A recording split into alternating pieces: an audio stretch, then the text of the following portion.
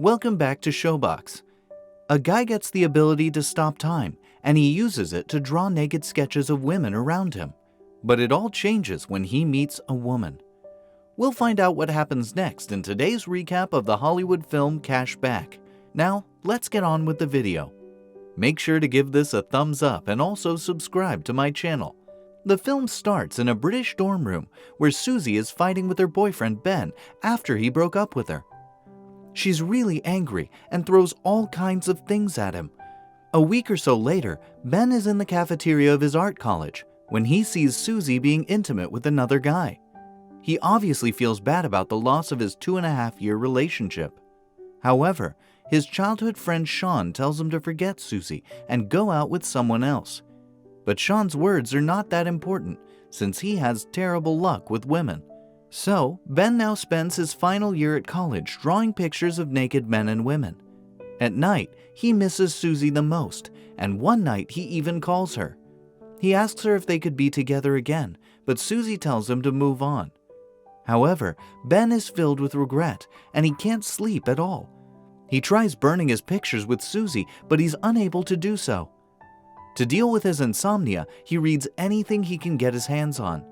One evening, he's buying some snacks at the local supermarket when he runs out of cash. He knows that he needs money and decides to work at the supermarket to pass time after seeing the notice. The manager of the supermarket, Mr. Jenkins, gives a speech about teamwork, but Ben doesn't listen to him at all. And this is how his job at the Sainsbury's supermarket starts. He works night shifts, and he's fond of the checkout girl Sharon. Ben knows that Jenkins harasses Sharon, and he doesn't like it at all. There are times when he even forgets about working. He gets lost in studying the bodies of the female customers, and Jenkins often has to smack him to make him come back to reality. During his first week, Ben figures out what night shift workers do to pass their 8-hour shift. Sharon, for instance, does not like looking at the clock because it makes her anxious. A guy named Barry used to be an online daredevil, so he spends his time going around the supermarket on his scooter. He's supported by Matt, who not only likes scooters, but also likes to prank others.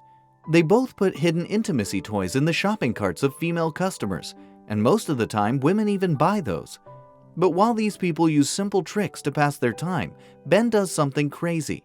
He's developed this ability to stop time, and he uses it to make sketches of naked women in the supermarket. He's not a pervert. He just likes to make drawings of women. His love for the female body started when he was a child and saw a naked Swedish student at his home. After finishing up his sketches, Ben puts everything back to where it was. However, he puts Jenkins in the firing lines of one of Matt's pranks to save Sharon. Then, to start the time back up, he cracks his fingers, and just like that, everything starts moving again. A few days later, Sean comes over to check on him. Ben confesses that he still thinks about Susie a lot, and just a few moments ago, some dust reminded him of the time he was in bed with her. Sean is worried about Ben, and that makes sense because the two have been friends ever since they were kids. One day, they were playing this old computer game at Sean's house when Sean showed his dad's nudie magazines to Ben. Sean even managed to convince a neighbor girl, Natalie, to show her body to him for 50 pence. Pretty soon, every boy in the neighborhood was queuing up to see Natalie. This started Ben's love for female beauty, and he sees it in Sharon. One day, while he's getting his lunch from the locker, Sharon asks if she can have a bite of his sandwich. Ben happily obliges and even wipes Sharon's face. He wants to stop time right there, but for some reason, he's unable to do so. He's really into Sharon, but his hopes are dashed when he finds out that Matt is going on a date with Sharon the next day. This disappointment makes him remember his first 3 crushes. The first one was an Olympic runner who used to run barefoot. His second crush was his biology teacher, who used to dress impeccably. However, his most prominent crush was a classmate named Tanya. Ben found her to be beautiful, and she was also popular. When she broke her arm, everyone used to write on her cast. But when her arm healed, she had these long hairs on her hands. Everyone made fun of her, and she was crying. But Ben told her that she's beautiful just the way she is. He even asked her to be his girlfriend, and she said yes. So Ben waited for her at his secret spot in school. When she got there, she wanted to kiss him, but Ben needed a day to get ready. However, Tanya didn't see him the next day. Ben found out that she moved to the USA with her family, and it was Ben's first heartbreak. He thinks about Sharon a lot, and Sean notices it. When he asks Ben what's up, and Ben explains his crush on Sharon and also tells Sean how Sharon is seeing Matt, Sean tells him to keep his hopes up. After the weekend, Jenkins receives a challenge from another store manager for a football match. So that morning, Matt is bragging about how great Sharon is in bed when Jenkins tells all of them to get ready for the match the next Sunday. The boys aren't so excited about this match, and after seeing how good their opponents are, Matt knows that they're about to get their asses kicked. But for some reason, Jenkins is still hopeful. However, his hopes are dashed as soon as the match starts. His team is in shambles, and they're conceding goals left and right. They're also getting into fouls, and Jenkins even threatens the referee. When they concede the 26th goal, Jenkins gathers everyone and tells them his plan. He wants Ben to take the ball all the way to the other side, and then Jenkins will finish off the play. Ben follows this plan and somehow manages to give Jenkins a perfect pass. Jenkins hits it, but misses his target. The ball bounces back and Matt kicks it, but the ball hits Jenkins in the face. This is when Ben stops time. He goes to the cafeteria and gets a drink. Everything is stopped, but he hears a noise. He looks around and all of a sudden, a man starts moving and runs away. Now Ben knows that some people can move even when time is stopped. With this knowledge, he starts the clock back up. Jenkins gets up, but his nose is bleeding, and Matt takes him to the hospital. Ben, on the other hand, goes home with Sharon. They stop for some coffee, and then Ben learns that Sharon isn't actually dating Matt. He tells her about Matt's lies, and Sharon is pissed.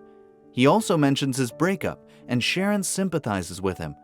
She talks about her dreams of learning Spanish and moving to South America to meet new people.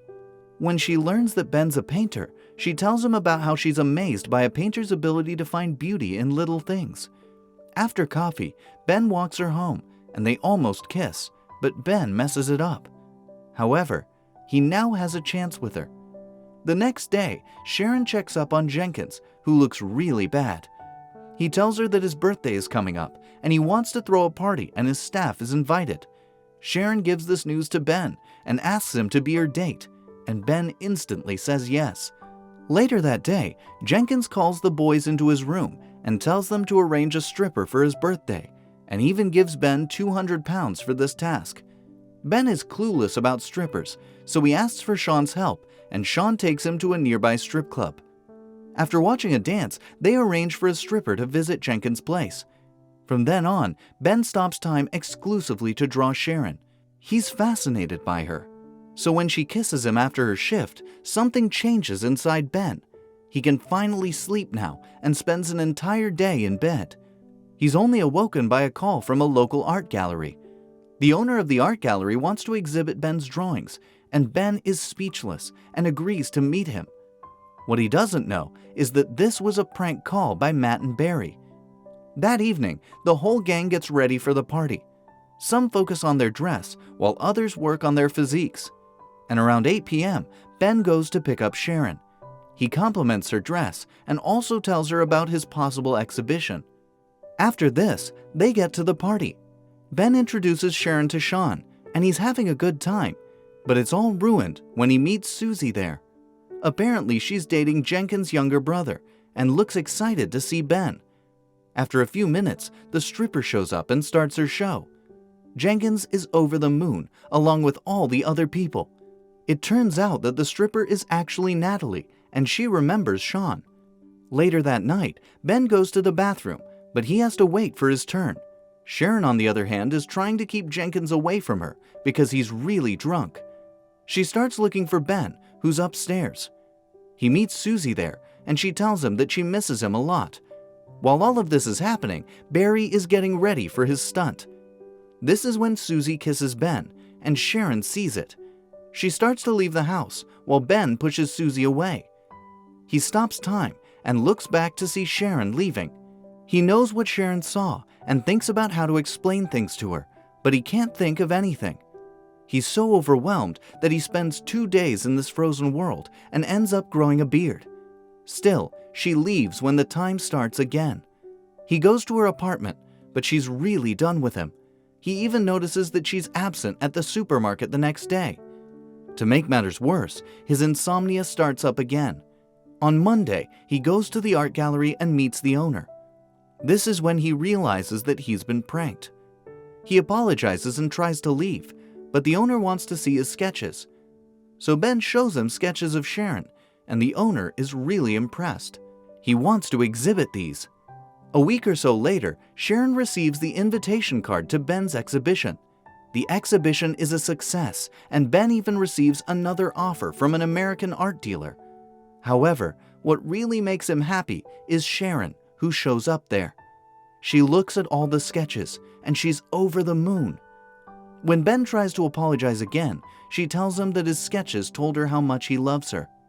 This is when Ben decides to tell her about his powers. He kisses her while stopping time.